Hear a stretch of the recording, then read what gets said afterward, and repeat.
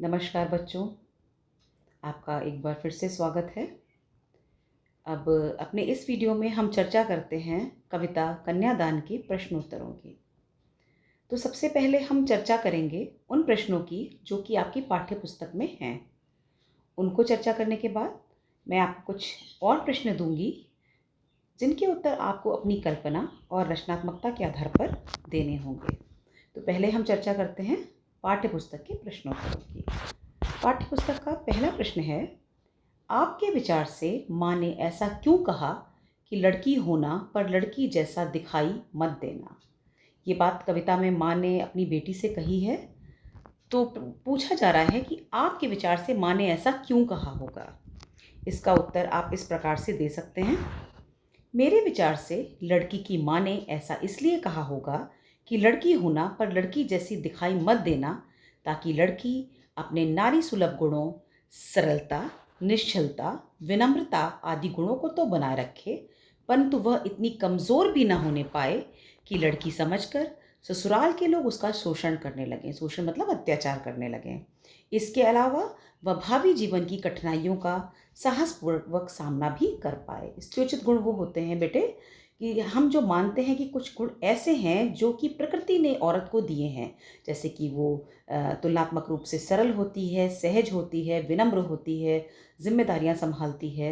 ये सारे गुण जो प्राकृतिक रूप से उसको मिले हैं, उनको तो वो बनाए रखे, लेकिन किसी को भी अपनी सरलता, अपनी सहजता, अपनी भावुकता का फ़ायदा ना उठाने दे और भावी जीवन के लिए तैयार रहे।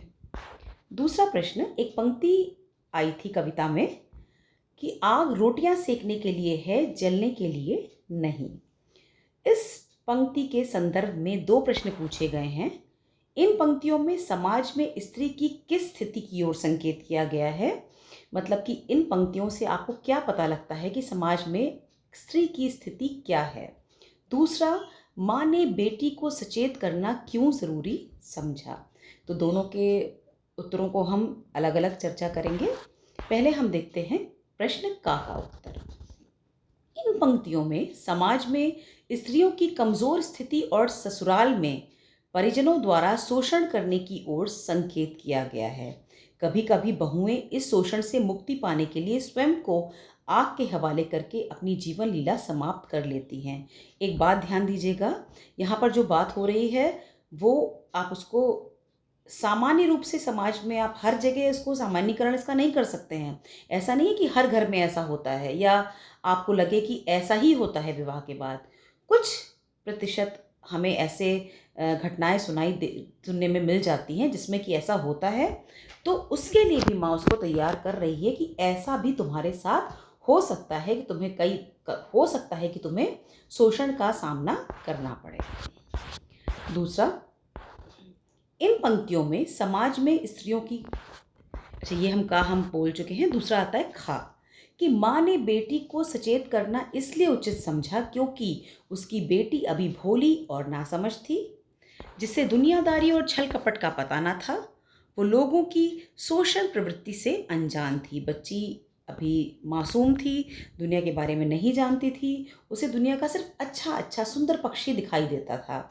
इसके अलावा वो शादी विवाह को सुखमय एवं मोहक कल्पना का साधन समझती थी। वो दूसरे पक्षों से अनभिज्ञ थी। विवाह के बाद जीवन एकदम परिवर्तित हो जाता है। अच्छा भी हो सकता है सबके साथ सब कुछ अच्छा हो, लेकिन बुरा भी हो सकता है। तो माँ दोनों पहलुओं के लिए अपनी बेटी को तैयार कर रही है। तीसरा प्रश्न, ये भी पंक्ति है जो कविता में आई है। पाठिका थी वो धुंधले प्रकाश की, कुछ तुकों और कुछ लयबद्ध पंक्तियों की। ये पंक्ति को पढ़कर लड़की की जो छवि आपके सामने उभर कर आती है उसे शब्दबद्ध कीजिए।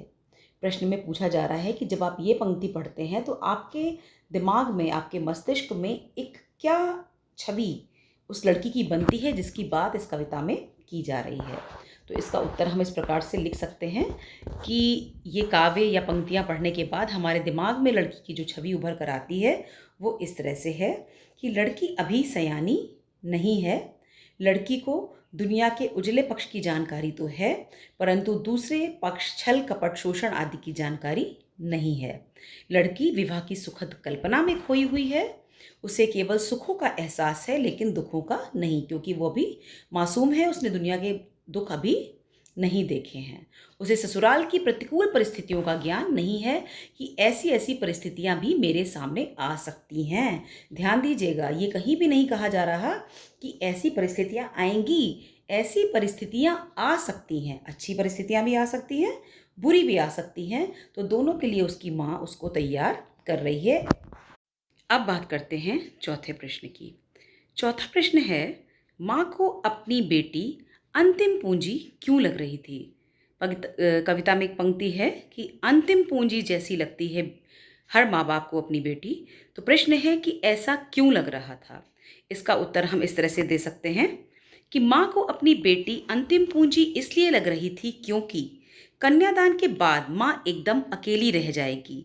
हर माँ बाप अपनी बेटी को बहुत प्यार से पालते हैं और ख़ासकर माँ अपनी बेटी के बहुत नज़दीक होती है। वो उससे अपना सुख दुख सारी बातें साझेदारी करती है, सुख दुख बांटती है। तो यहाँ पे देखिए पंक्ति, उसकी बेटी ही उसके सुख दुख की साथिन थी, जिसके साथ वो अपनी निजी बातें बांट लिया करती थी। आप लोग भी अपनी मम्मी के साथ अपनी पर्सनल बातें शेयर करते होंगे। कई बार हम देखते हैं कि हम पापा से उतना क्लोज नहीं होते जितना कि मम्मी के साथ होते हैं, खास करके बेटियां। इसके अलावा बेटी माँ के लिए सबसे प्रिय वस्तु की तरह थी, जिसे वो दूसरों के हाथ में सौंपने दे जा रही थी और उसके बाद वो एकदम अकेली रह जाएगी। अंतिम पूंजी मतलब एक ऐसी पूंजी, एक ऐसी संपत्ति जिसको कि हम संभाल कर रखते हैं कि हमारे मुश्किल वक्त में हमारे काम आएगी, हमारे गाढ़े वक्त में ये हमारे काम आएगी। मान लीजिए वो संपत्ति हम किसी को दे दें तो हम खाली हो जाएंगे ना। इसी तरह से जब बेटी की शादी हो जाती है तो माँ बाप को ऐसा लगता है कि उनकी कोई बरसों से सहेजी हुई संपत्ति उन्होंने किसी और को दे दी है। ठीक है, तो ये 4 प्रश्न हो गए। 5वां प्रश्न है, माँ ने बेटी को क्या क्या सीख दी?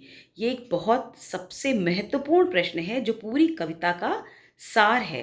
कि पूरी कविता में आपने पढ़ा, अब इस प्रश्न में आपने सार रूप में बताना है इसके उत्तर में कि क्या क्या सीख माँ देती है। माँ ने कन्यादान के बाद अपनी बेटी को विदा करते समय कुछ सीखें दी जो कि पारंपरिक सीखों से अलग हैं। उसने बिल्कुल भी नहीं कहा कि ससुराल में जाओ, तुम्हारा वहीं जीना होगा, वहीं मरना होगा, अब सब कुछ तुम्हारा वही है और हमारे सम्मान का ध्यान रखना, ऐसा कुछ नहीं कहा। देखिए क्या क्या कहा। वह ससुराल में दूसरों द्वारा की गई प्रशंसा से अपने रूप सौंदर्य पर आत्ममुग्ध न हो जाए। उसने बोला, कभी भी इन वस्त्र और आभूषणों को अपनी कमजोरी मत बनने देना। आग का उपयोग रोटियां पकाने के लिए करना, उसका दुरुपयोग अपने जलने के लिए नहीं करना। वस्त्र आभूषणों के मोह में फंसकर इसके बंधन में ना बंध जाना। नारी सुलभ गुण बनाए रखना, यानी कि एक औरत, एक लड़की के जो गुण होते हैं जो प्राकृतिक रूप से उसे मिले हैं, दया, ममता, करुणा, प्रेम, दूसरों की सेवा करना, वो सब बनाए रखना। माँ ऐसा नहीं कह रही है कि ऐसा मत करना, ससुराल में सब कुछ करना, लेकिन इन गुणों को अपनी कमजोरी मत बनने देना। जब तुम्हें लगे कि तुम्हारे ऊपर अत्याचार किया जा रहा है तो उसके खिलाफ आवाज़ उठाना। आपको ये समझ में आ गए होंगे प्रश्न। एक बार जब आप इन्हें करेंगे तो ये आपको और भी अधिक समझ में आएंगे। अब मैं यहाँ पे आपको कुछ प्रश्न देने जा रही हूँ, रचनात्मक प्रश्न। उनका उत्तर आप अपनी कल्पना के आधार पर देंगे, आप खुद इनका उत्तर ढूंढिए। और कुछ के उत्तर तो अभी जो हमने 5-6 प्रश्न की चर्चा की ना, उनमें से ही मिल जाएंगे। कि आपकी दृष्टि में कन्या के साथ दान की बात करना कहाँ तक उचित है? कन्यादान शब्द जो हम कहते हैं, बोला जाता है हमारे समाज में, कहते हैं आपकी दृष्टि में कितना उचित है ये शब्द? दूसरा, कन्यादान कविता में माँ ने बेटी को जो सीख दी है वह क्या आज के युग के अनुकूल है? क्या आपको लगता है कि बिल्कुल ठीक सीख दी है? पक्ष या विपक्ष में तर्क दीजिए। अगर आपको लगता है कि ठीक नहीं है तो आप उसके लिए तर्क दीजिए, और अगर आपको लगता है कि ठीक है तो आप उसके लिए अपने तर्क लिखिए। कन्यादान कविता में आए व्यंगों पर को स्पष्ट कीजिए। कुछ व्यंग भी आए हैं इसमें, छोटे छोटे 1-2, आप उनको ढूंढिए और बताइए कि क्या व्यंग थे और उनका क्या अर्थ था।